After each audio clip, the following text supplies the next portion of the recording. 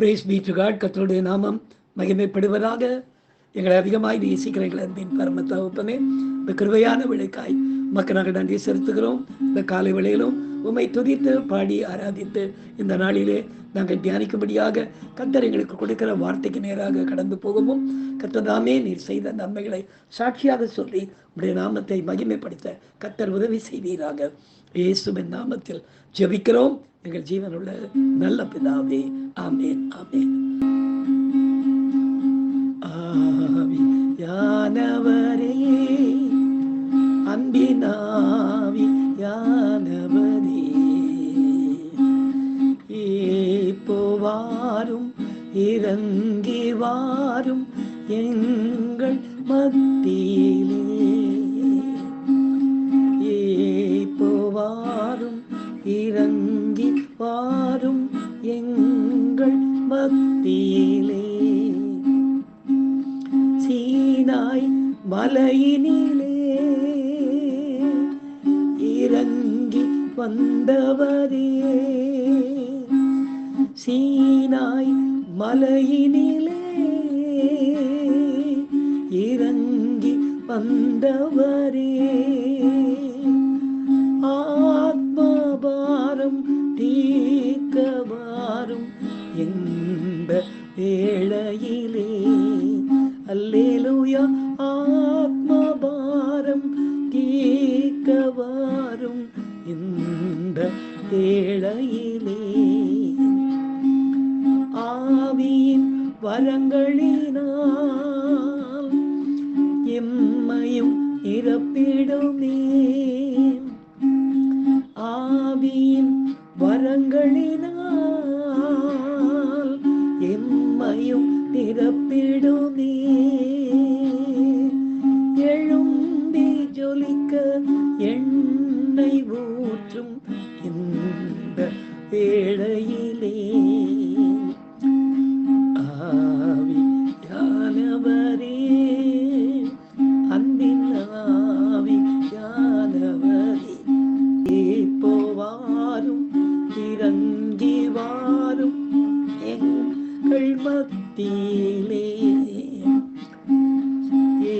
இப்போ வாரும் இறங்கி வாரும் எங்கள் மத்தியிலே. எனக்கு அருமையானவர்களே, இந்த நாளிலே எடுத்து வாசிக்கலாம். 2 கொரிந்தியர் புத்தகம் 3ஆம் அதிகாரம் 17ஆம் வசனத்தை நாம் வாசிக்க கேட்போம். கர்த்தரே ஆவியானவர், கர்த்தருடைய ஆவி எங்கேயோ அங்கே விடுதலையும் உண்டு என்று எழுதப்பட்டிருக்கிறது. பிரியமானவர்களே, ஒவ்வொரு மனுஷனுக்கும் நமது கர்த்தர் ஆவி, ஆத்மா, சரீரம் ஒன்றையும் கொடுத்திருந்தாலும் சரீரமானது தனியாக அதனால் செயல்படவே முடியாது. ஆவியும் ஆத்மாவும் எதை இச்சிக்கிறதோ விரும்புகிறதோ அதையே சரீரம் செய்து முடிக்கும். அப்படியானால் நமது சரீரம் நன்மையானவைகளையும் பரிசுத்தமானவைகளையும் செய்ய வேண்டுமானால் மனுஷனுடைய ஆவியும் ஆத்மாவும் பரிசுத்தமாய் இருக்க வேண்டுமே. மனுஷனுடைய வழிகள் கூட மரணத்துக்கு ஏதுவானவைகள் என்று வேதம் சொல்லும் பொழுது நாம் எப்படி நமது ஆவியில் நன்மைகளை செய்து சமாதானமாக வாழ முடியும்? எனவேதான் கர்த்தர் நமக்கு அவரது பரிசுத்த ஆவியை தந்து செம்மையான பாதையிலே நம்மை அனுதினமும் சமாதானத்தோடு வழிநடத்த விரும்புகிறார். எனக்கு அருமையானவர்களே, நேற்றைய சாட்சியில் ரட்சித்தின் அனுபவம் இல்லாமல் எப்படியாக அலைக்கழிக்கப்பட்ட ஒரு மனுஷனாய் ஆலயங்களுக்குள்ளே புகுந்து ஆலயங்களையும் ஊழியர்களையும் துன்புறுத்தி கொண்டு வாழ்ந்து கொண்டிருந்ததான் கடந்த 30 ஆண்டுகளாக கர்த்தரது சபையை நடத்தும் பாக்கியத்தை எவ்விதமாக பெற்றேன் என்பதை இன்றைக்கு நாம் சாட்சியாக கேட்போமா? கர்த்ததாமே இந்த சாட்சியின் மூலமாய் மகிமைப்படுவாராக. நேற்று தினத்திலே சபைக்குள்ளே நுழைந்து பரிசுத்த ஆவிக்கு விரோதமாய் பேசி வெளியே வந்த பிற்பாடு என் சமாதானத்தை இழந்து போனேன் என்று என்னுடைய சாட்சியை நான் முடித்திருந்தேன். வீட்டுக்கு வந்த பிற்பாடு எனக்கு சமாதானமே இல்லை. என்னை இப்படியே போயிட்டு கொண்டே இருந்தது. ஆனால் எனக்கு வியாதியும் போன பாடு இல்லை. பிற்பாடு கர்த்தருடைய கிருபையினாலே திருமணமாகி பிள்ளைகள் எல்லாம் பிறந்த பிற்பாடு என்னுடைய 36வது வயதிலே தேவனுடைய கிருபையினாலே மிகவும் மோசமாகி ஒரு மரணப்படுக்கைக்கு போன போது கர்த்தர் என்னை தேடி வந்து எனக்கு பூரண சுகத்தை ஒரு நிமிடத்திலே கர்த்தர் கொடுத்து கர்த்தருடைய நாமத்தை உயர்த்தி கொண்டார். நானும் ரட்சிக்கப்பட்ட அனுபவத்துக்குள்ளே கடந்து வந்து ஞான ஸ்நானம் பெற்றேன் என்று உங்களுக்கு நான் ஏற்கனவே சாட்சி கொடுத்திருந்தேன். எனக்கு அருமையானவர்களே, இப்படி வாழ்ந்து கொண்டிருந்த வேளையிலே அக்டோபர் மாதம் 13ஆம் தேதி நான் ஞானஸ்நானம் பெற்றேன். ஞானஸ்நானம் பெற்ற பிற்பாடு சபைக்கு நான் போகும்போது என்னுடைய சின்ன பிள்ளைகள்லாம் அபிஷேகத்தை நிரம்பும்போது எனக்கு மிகவும் வெக்கமாக இருக்கும். எல்லாம் பிள்ளைகள்லாம் அந்நிய பாஷை, அதுவரையிலே அந்த அந்நிய பாஷையை கிண்டல் பண்ணி கொண்டிருந்த நான் இப்பொழுது அது எவ்வளவு நாம் ஆசைப்பட்டாலும் கிடைக்கலையே அப்படின்னு சொல்லிட்டு அழ ஆரம்பித்தேன். வீட்டுக்கு வந்தெல்லாம் தனியாக உட்காந்து பாத்ரூம் எல்லாம் போய் அழுது கொண்டிருப்பேன். சார், நம்ம இவ்வளோ படிச்சிருந்தோம், நமக்கு ஒரு சம்பாத்தியம் இருந்தோம், பேங்க்கில் வேலை செஞ்சுருந்தோம், ஆனால் எல்லாரும் பெற்றுக்கொண்டிருக்க இந்த அபிஷேகத்தை நம்மளால் பெற முடியலையே, இது பலத்தால் முடியாது போகிறதுக்கு அப்படின்னு தேவஸ்தவத்தை ரொம்ப துக்கித்து கொண்டிருந்த நாட்கள் உண்டு. கடைசி இப்படியே வருத்தப்பட்டு உட்கார்ந்து கொண்டிருந்த ஒரு நாள், அது ஜனவரி மாதம், அடுத்த 3ஆம் மாதம், அக்டோபர், நவம்பர், டிசம்பர், ஜனவரி மாதம் 18ஆம் தேதி காலையிலே நான் வீட்டில் உட்கார்ந்துருந்தப்ப என்னுடைய போதகர், எனக்கு ஞானஸ்தானம் கொடுத்த ஜான் என்ற ஒரு போதகர் என்னை தேடி வந்திருந்த போது அவரை கேட்டேன், என்ன பாசம் வந்திருக்கீங்கன்னு. கிளம்பு உன்னை ஆண்டவர் கூட்டின்னு போக சொல்கிறாரு அப்படின்னார். எனக்கு புரியல, எதுக்கு அப்படின்னு கேட்டேன். வாப்பா, திரிசூலம் மலை மேலே உனக்கு நல்ல காரியம் வச்சிருக்காரு ஆண்டவர் அப்படின்னாரு. திரிசூலம் மலை மேலே எனக்கு காரியமா? அங்கே என்ன பாசம் இருக்குது அப்படின்னு சொன்னேன். வா, புறப்பட்டு வா, உன்னுடைய வாஞ்சியை கர்த்தர் பார்த்துருக்கார், வா அப்படின்னு கூட்டிகிட்டு போய் அன்றைய தினத்திலே என்னோடு கூட ஊழியர்கள் வந்திருந்தாங்க. அன்றைக்கு கொண்டு போய் என்னை மேலே நிற்க வச்சாங்க. எனக்கு அருமையாக, அவ்வளோதான் எனக்கு தெரியும்.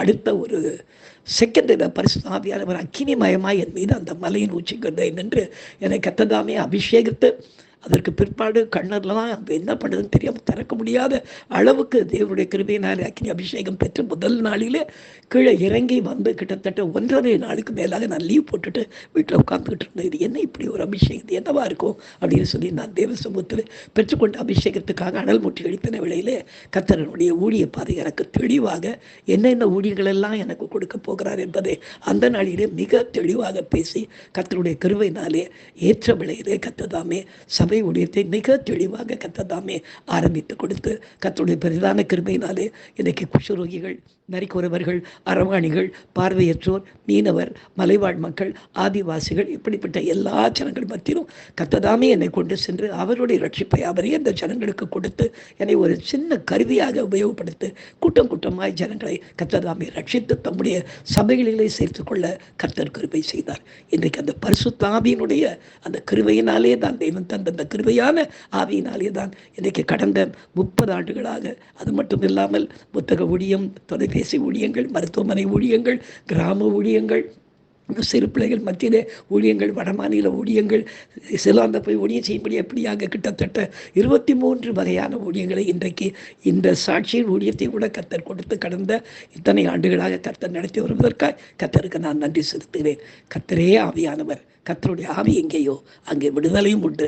எனக்கு சரீரத்திலும் விடுதலை கொடுத்தார், பூரண சுகம் தந்தார். என் ஆவியுடைய விடுதலையை தந்து, ஆத்மாவின விடுதலை தந்து அவருடைய ஊழியத்தை செய்ய கர்த்தர் இன்றைய வரையிலே கிருபை செய்து கொண்டிருக்கிறார். கர்த்தருடைய நாமம் மாத்திரம் இந்த சாட்சியின் மூலமாய் மகிமைப்படுவதாக. எனக்கு அருமையானவர்களே, பரிசுத்த ஆவி ரொம்ப சாதாரணமாக நினைச்சிடாதீங்க. அது கர்த்தருடைய ஆவி. அது எங்கே உண்டோ உங்கள் ஆவி, ஆத்மா, சரீரம் மூன்றிலும் விடுதலை தந்து அவருக்கு சுத்தமான பாதையிலே அவர் நம்மை நடத்த காத்து கொண்டிருக்கிறார். ஒப்பு கொடுப்போம், கேட்டு பெற்றுக் கொள்வோம், செபிக்கலாம். எங்களை அதிகமாக நேசிக்கிற எங்கள் அன்பின் பரம தகப்பனே, இந்த கிருபையான வேலைக்காய் உமக்கு நாங்கள் நன்றி செலுத்துகிறோம். கர்த்தர் இடத்தில் என்ன குற்றம் குறைகள் இருந்தாலும் தயவாய் மன்னித்து ஏற்ற விளைவே உடைய அபிஷேகத்தை தந்து கர்த்தாவே எங்களை வழிநடத்த நீ போதுமானவராக இருக்கிறதற்காய் உமக்கு நன்றி செலுத்துகிறோம். தொடர்ந்து எங்களை நடத்துங்க. உடைய நாமத்தை கர்த்தர் மகிமைப்படுத்திக் கொள்ளும். எங்களுடைய ஜீவிய காலம் முழுதும் ஆவியானவர் எங்களோடு குழந்தைகளை வழிநடத்தும்படியாக ஜெபிக்கிறோம். இயேசுவின் நாமத்தில் ஜெபிக்கிறோம் எங்கள் ஜீவன் உள்ள நல்ல பிதாவே, ஆமேன். என் ஆத்மாவே கர்த்தரை ஸ்தோத்திரி, என் முழு உளமே அவருடைய பரிசுத்த நாமத்தை ஸ்தோத்திரி. என் ஆத்மாவே கர்த்தரை ஸ்தோத்திரி, அவர் செய்த சகல உபகாரங்களையும் மறவாதே. ஆமேன். ஹல்லேலூயா, ஹல்லேலூயா, ஹல்லேலூயா. God bless you. Thank you.